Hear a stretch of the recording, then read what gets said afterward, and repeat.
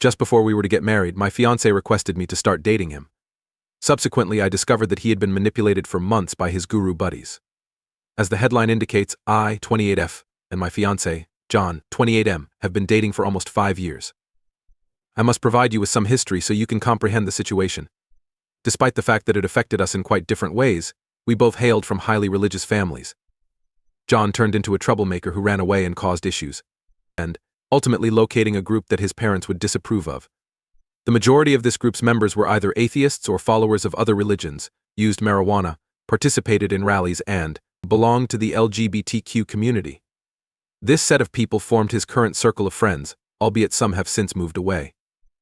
The two primary ringleaders are Avery, 33M, and Alex, 35NB. From what I hear, they gathered damaged individuals, as John once joked, and allowed them to couch surf when times went tough. I won't go into specifics about each of them. Avery works in it or something, and Alex is a nepo baby of sorts. When John was 15, he met them. Since John compared their connection to that of a father and kid, I first thought they were very interesting and couldn't wait to meet them. They are obviously extremely significant people in his life. However, I was a little disappointed after our first encounter, which took place when we were 21 years old in college and at home for the summer. John said they always need to break new people in, so I tried to think positively and did my best to impress them with what I was studying and what my plans are for the future, both personally and in terms of my relationship. Alex was catty and made snide remarks because I wasn't LGBTQ+ or anything. At most bi-curious, and Avery treated me like a child. However, they appeared to dislike me more the more I spoke.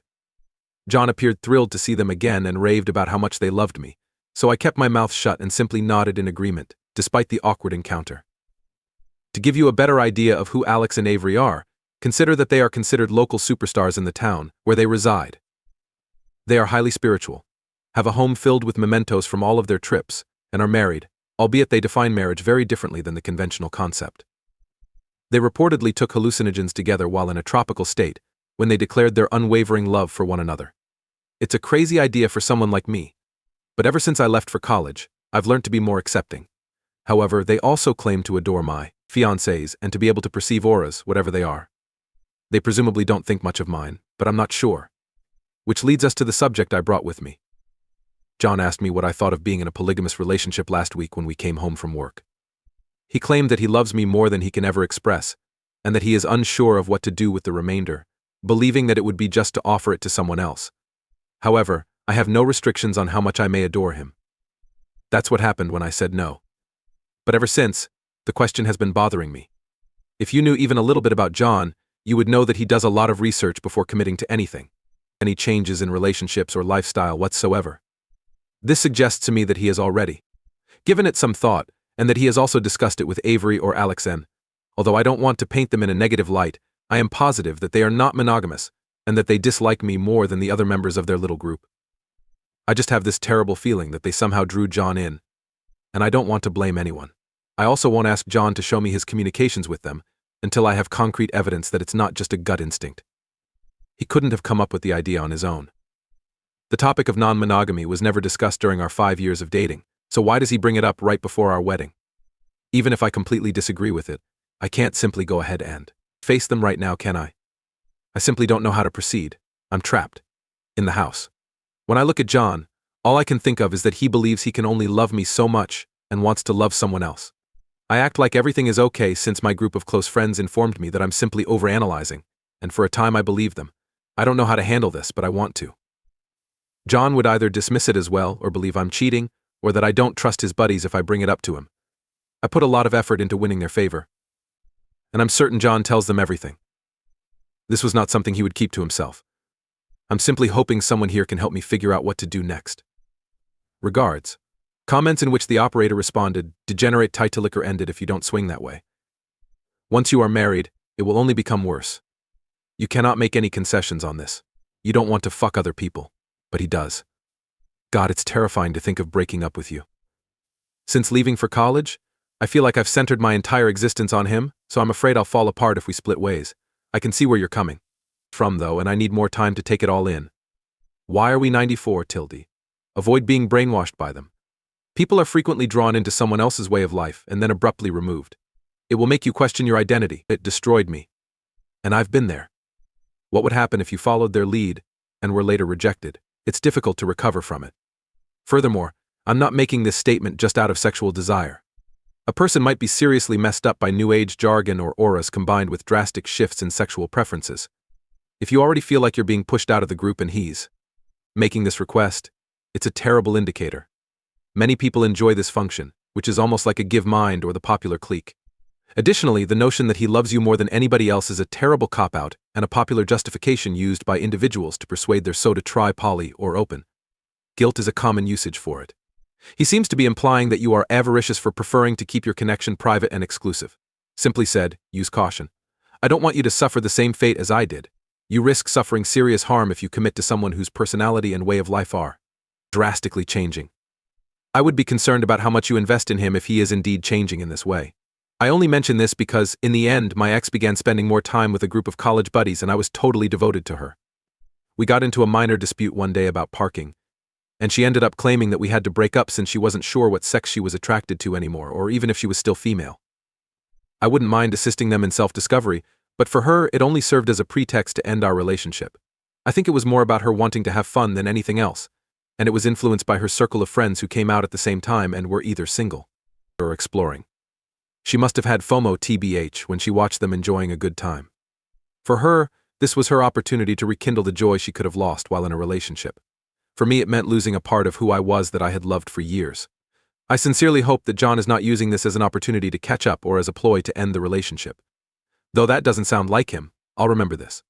September 17th, 2024, update. I sincerely appreciate all of your kind responses and sincere counsel. I didn't anticipate more than 100 comments and some kind direct messages, not to sound corny. I apologize for my lack of response. It was rather emotionally taxing. When anything significant occurs, I thought I'd post an update, and I believe this is it. Let me fill in some gaps in my tale first, though, before I get ahead of myself. John and I had similar upbringings, but my family was a little more lenient and let me attend college because I did well academically. My plan was to return home after earning my degree, finding employment, getting married, and leading a conventional life. But that obviously didn't work out because I met John, who completely changed my life's course. I changed my major after a year to something I enjoyed more, and I haven't spoken to my parents in a long time. They disapproved. Of course, but with John's assistance, I refused to comply with their requests to return. They are now aware that I am getting married and have been invited, but our last conversation was around 2 months ago. Since he was 18, John has had no communication at all with his parents. They like me. At first, they were obviously a little skeptical since to them, I was a cishet white passing lady, but they warmed up to me, and I'm pleased to call them my friends. I didn't write about the buddy group in greater depth at first because I didn't believe they were that significant. The only ones that didn't completely are those who have a peculiar, almost disparaging way of calling me the wife ever since John and I formally started together. Even though it's not a crucial element, I find it annoying. Last but not least, although I haven't stated that I want to be with a woman in a committed relationship of that size, John acknowledged that opening up the relationship would result in me becoming intimate, either physically or emotionally, with other people. Nevertheless, he said it's a great opportunity for me to explore my BI side. Let's get started. 2 days ago, I sent John a message stating that we needed to speak. He works from home. I don't, so we sat down to discuss his plan in detail as soon as I came home. He felt almost remorseful, and I had the impression that he knew what it would be about, but I chose to ignore that and just verbally spewed out everything that had been on my mind. This is humiliating since I was ready for a mature conversation and jotted down much of the advice from the comments. However, by the time my easy 15-minute tirade was over, I was crying, and he had to hold me to keep me from falling apart. I basically stated that I'm hurt that he wants to have sex with other people and doesn't care that I would do the same. He also said that he thinks there's a limit to how much he can love me, and I don't understand how this all happened. Finally, he surprised me just a few months before our wedding. Yes, we made an effort to have a mature conversation, but at the end, he was irritated. He apologized for making me feel inferior, but he claimed that my attitude toward an open relationship is self-centered. Essentially, he believes that he didn't have enough time to discover who he was before he committed to me. He showed no indication that he wanted more than I could provide, therefore that's crap. We had a great 5 years together, and I genuinely thought I had found my true love. I discovered that he tended to talk more to his group of friends and therefore to Avery and Alex since we were engaged. Once more, I don't want to portray them as these cartoonish bad guys. They're fascinating and all, But right now, all I want to do is rip those conceited, self-centered smiles off of their faces. When I finally insisted on seeing his phone, he seemed taken aback. We agreed that we could view each other's phones, but since our relationship is based on trust and neither of us wanted to be the relationship's jail guard, we didn't exchange passwords or anything else. He unlocked his phone, though, and gave it to me. I looked through all of his messages, including ones that had been erased, and couldn't find anything unusual. After that, I looked at the call log, and you know what? Calls to and from Alex or Avery lasted for hours. I was furious and questioned him. What the hell is he doing talking to them about this for so long? These dates were months ago, by the way. John finally gave up and acknowledged that they were the ones that first proposed the concept of an open relationship, but they also discussed everything else since they're role models or sue you. John acknowledged that he needed a safe space to talk about this, because he had begun to change his mind some time ago. I suppose I'm not safe as his future wife? Make it make sense, please. So why even get married to me? He assured me that he would schedule an urgent session with his therapist and that we would visit a couples counselor to resolve all of this, including his marital problems, the open relationship issue, and everything else, that all he wants is to be with me because he loves me. We went to bed because it was late. As messy as this all seems, it gave me a little more peace of mind to know that, despite the fact that my post may not show it, I truly do love him. I was prepared to go above and beyond to make things work, even though many people advised me to simply go. I want that to be the final option. Guess who's the fool, though?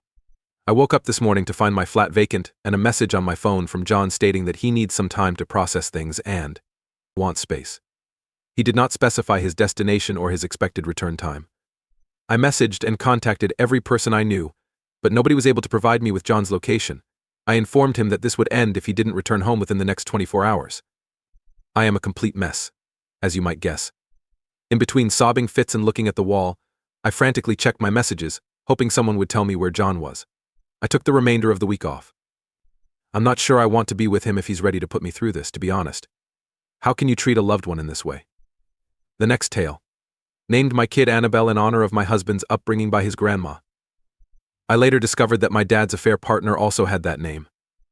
I-26F recently gave birth to Annabelle, my daughter. I didn't make the announcement in advance since there was a lot of trouble when one of my family members stole a baby name in the past. I was determined to keep it a secret, but my mother wanted to know. My parents were present when I gave birth, and when it came time for me to sign the birth certificate, I informed my mother my name was Annabelle. My dad didn't appear really pleased, but he claimed to adore the name, and her face turned pale. After a few minutes, my mother departed, saying she wasn't feeling well. She promised to help with the baby by coming over in a few days. My mom hasn't spoken to me much since I moved in with the baby. I was puzzled by this abrupt action because we used to speak every day. I summoned my sister Emily over for a chat because she still lives with my mother. She revealed how she heard her mother and father fighting when she arrived at my house because her father had an affair with a coworker called Annabelle around 10 years prior. He's been trying to get Mom to talk to him because she hasn't been. I suppose Dad decided to come over himself after noticing Emily had arrived. He inquired as to whether there was any possibility for me to alter Annabelle's name. In an attempt to get the facts, I asked him why. He acknowledged the affair, and he did. He pleaded with his mother to stay with him, and she did, but the mere mention of that word had always made her feel unhappy. I informed him that I couldn't, and that my husband's grandma, Annabelle, had assisted in his upbringing. My father urged me to make the adjustment, stating that her mother was now collecting her belongings and making her way to her sister's home. I told him how much her name means to my spouse and myself, and that I wouldn't alter it. My sister snapped back at him as soon as he started to raise his voice, telling him to get the hell out. He made a mess, but she advised him not to worry about it. He departed right away. I feel like this is destroying the family, but I'm not going to change the name of my child. What ought I to do? Small edit. Her name isn't Annabelle. Since her true name only consists of 3 letters, it would be impossible to create a nickname based on it. Many of you recommended changing her first name to her middle name, but I don't want to do that because her second name is my mom's name. For further information, oop on renaming her child for her parents' sake. It shouldn't be an issue. But it is. My spouse was raised by his grandmother because his mother gave birth to him when he was quite young. This is our way of paying tribute to her, who died away not long ago. We've been naming her Annabelle for the last 6 months since this is the baby we've been trying for. Since this is also my husband's child, his sentiments are more important in this situation than my mother's. As painful as this is for my mother, my husband and I discussed it. His grandmother was Superwoman. My dad injured my mom, therefore I can't hurt my spouse. Didn't Oop know about the affair? My dad, not me, needs to make things right. I didn't find out until 4 days later that she might have given her daughter another name. Oop. The paperwork has already been completed, and while changing the name would now incur costs, Oop should do so to prevent stress for all parties concerned. Why does a bad scenario take precedence over a favorable one? This may sound self-serving. I understand my mother's pain. However, what about the grandmother of my husband, who gave up years, money, and time for a child who wasn't hers? In this case, I believe the positives outweigh the negatives. It is also my husband's child. In this case, his grandmother is equally as significant as my mother. Has Oop discussed the related name with her mother? Not about this, Oop. I only learned about this morning. However, it's just been brief 3-minute chats for the previous few days. Even though I knew she was bothered by something, I didn't know what it was until today. September 27th, 2024. My sister then went to my aunt's house to discuss the situation with my mother. After that, my mother stopped by my place to chat. She sobbed as she expressed her regret for being aloof and acknowledged that it was improper for her to keep us in the dark about what was going on. She said that the name first startled her, but she realized how much Annabelle meant to my husband and promised never to undermine the efforts she made to raise him. I inquired as to why she kept the affair from us. She stated this because she was aware that she was psychologically unable of leaving and didn't want to give the impression that it was okay to remain with a man who had cheated on her. She responded she didn't know when I inquired whether she intended to leave her father.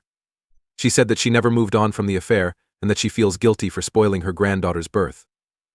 When I asked her if she had a nickname she wanted to use, she said that she didn't and that she wanted to pay tribute to Annabelle's great-grandmother.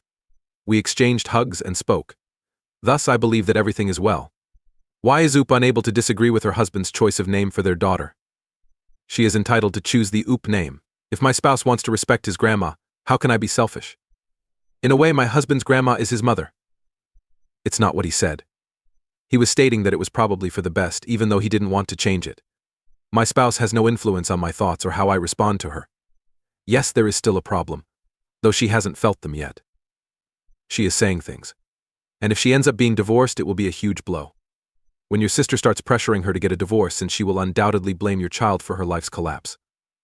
I understand that this is a possibility, but I'm rather certain that nobody will hold my child accountable. My dad will bear full responsibility. My aunt even assured her that my dad is the only one at fault, and that the baby is innocent. My aunt is someone my mom looks up to, and she often takes her advice. It's probably going to happen since I'm very certain my aunt was pressuring her to file for divorce.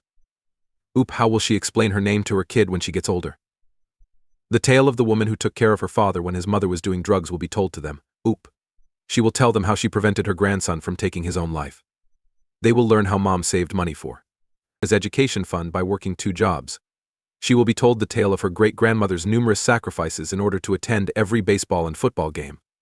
That, in my opinion, is more important than my dad's affair partner Oop having an affair with her father Oop. The problem is, I've never witnessed my father behave in such a manner. Therefore, until Annabelle is older and I'm leaving the birth, I'm going to stop communicating. I'll check in with him after that, and if he continues to blame me, I'll permanently update 2 to NC. 29th September 2024. As a result, I will be separating from both my parents. I felt it was fantastic that my mom was going to seek treatment for herself and couples counseling. I suppose my dad has read that if he wants to move on, it's essential to be really honest about the issue. My father teaches science at a high school. Thus, Annabelle was a student rather than a coworker. She was in his AP class as a senior, and he had taught her as a freshman. They added each other on Facebook when she graduated at the age of 17, and I suppose that's where it all started.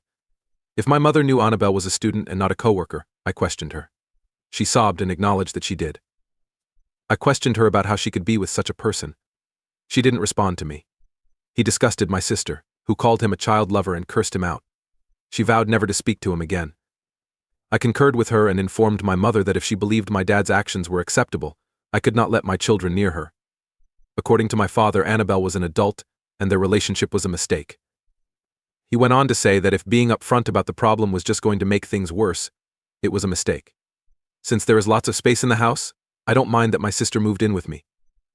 I can't talk to either of my parents at the moment, even though they have been blowing up our phones.